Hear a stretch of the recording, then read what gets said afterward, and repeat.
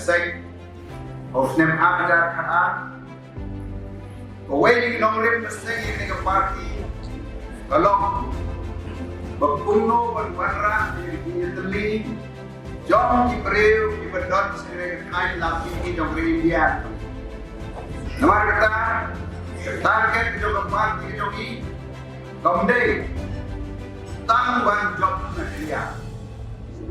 Nagaland idon ang MLA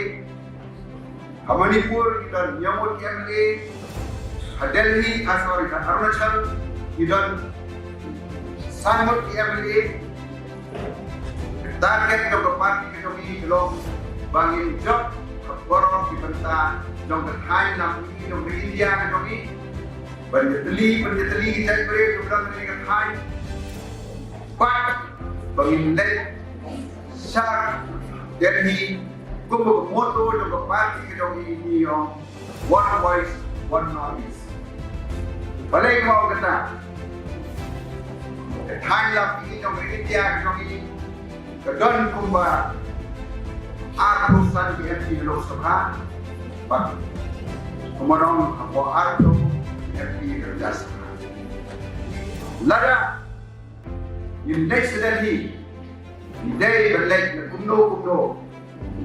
om dunaya Hasan atau dari arhusan MP nangba tak mau ini one voice one noise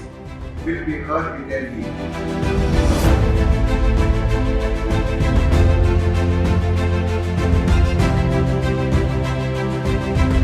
Disetujui about soal pemipah pemkian diberi kawan Mawlai. Kita katakan orang ini pada hal ini ke parti NPP ke parti bersekian pun tiba-tiba di parti kim sekian bentar. Lalu kita mau hasilnya berlena sejak parti Kawei isu kepala ketat dalam naik dan kritik ketat ter omnon menurut berita seperti kebelah semua baca kita berita berpet kemudian jong di Meghalaya. Kritik bagi supaya ke parti pilihan konstitusi Bah Ransom Sutnga baik pada hal ini ke parti kami kejongi ke parti NPP kebelum ke parti kaba Bah tengah jelas kami mereka bawa pada kerja tempat lalu siap kita susah pada ke parti NPP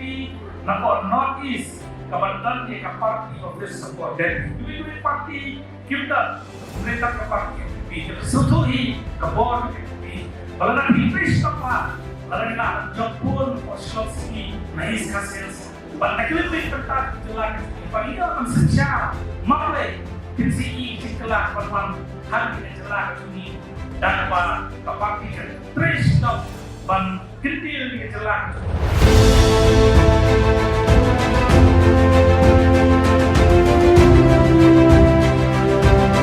Our goal is to win, and this is actually my desire. That we all, can work together and can bring change, especially for the 17th North Shillong. And as I said, we will all come together with one focus, and that is, to make North Shillong proud again, And I want all of you, to give your left and right hand to work together, and as you work together, I have no doubt at all that we will win in 20